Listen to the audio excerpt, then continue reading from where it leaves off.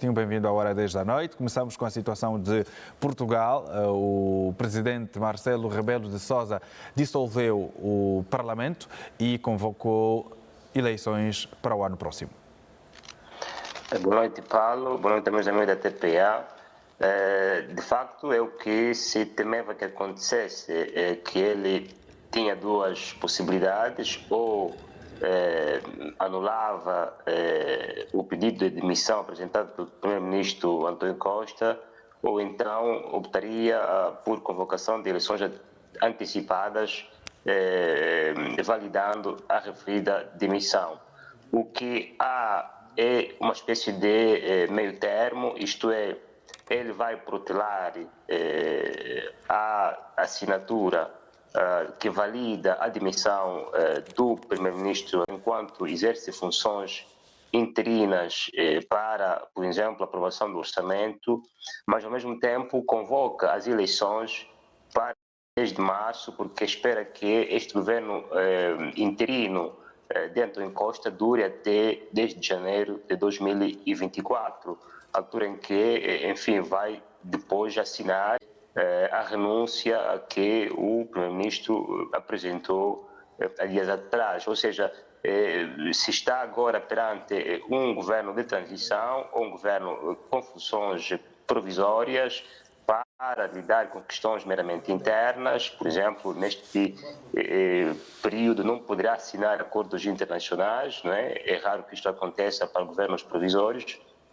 para se dedicar apenas a questões meramente internas, sobretudo as que têm a ver com a aprovação do Orçamento Geral do Estado português, que ocorrerá nos próximos dias. Depois, como se está a entrar para o período de quadras festivas, ele fará a transição do país até janeiro de 2024, altura em que cessará as suas funções, se entrará para a pré-campanha eleitoral e a eleição que acontecerá a 10 de março de 2024. Agora, se sabe que houve reações já da parte dos representantes, dos líderes dos partidos políticos, sobretudo o líder do PSD, que, enfim, saudou essa decisão do presidente português e lançou-se como o principal contendor do poder ou da vitória da eleição que irá acontecer, tendo em conta, não é, que nas sondagens, quer o PSD, quer o Partido Chega e algumas filiações partidárias de direita tendem a maximizar a maior aprovação popular do que os partidos de esquerda, prejudicadas, não é, com o aumento do custo de vida, o aumento da inflação e todo um conjunto de consequências derivantes do conflito russo-ucraniano. Pois, isso é o Agostinho. O António Costa, enquanto secretário-geral do PS, já houve reação por parte do responsável e, ao responder às questões dos jornalistas, disse que as eleições foram escolha do presidente. Optou. Mas qual seria a solução? Se ele se demitiu, a única solução provável era mesmo a validação da sua demissão e a convocação de eleições. É o que o presidente português fez, até deixando uma janela aberta para que ele continue a governar de forma provisória até janeiro de 2024, aprovando o orçamento e lidando com questões meramente internas. Era essa a solução provável, porque qual seria a solução alternativa a isso? Dar um governo alternativo a um outro líder do Partido Socialista para que levasse o mandato até 2024. Enfim, era uma saída, mas com um PS já moralmente prejudicado por estar envolvido nesse escândalo, não sei se a sociedade portuguesa aceitaria uma espécie de prolongamento deste governo até 2024, guiado por uma figura nova que não fosse António Costa. Acho que foi uma decisão equilibrada para a salvaguarda não só dos interesses econômicos, sociais e políticos da sociedade portuguesa, como também para a salvaguarda da própria democracia, para se evitar o que está a acontecer agora em Espanha, que iremos analisar sucessivamente. Ou seja, é uma decisão da democracia, uma decisão do Estado de Direito, e não uma decisão que deveria agradar a uns, prejudicando o que a democracia reza, mesmo se haveria alternativas de dar o mandato, enfim, de prolongamento a uma outra figura do PS, que nessas condições é quase que um pão que não se pode mais comer.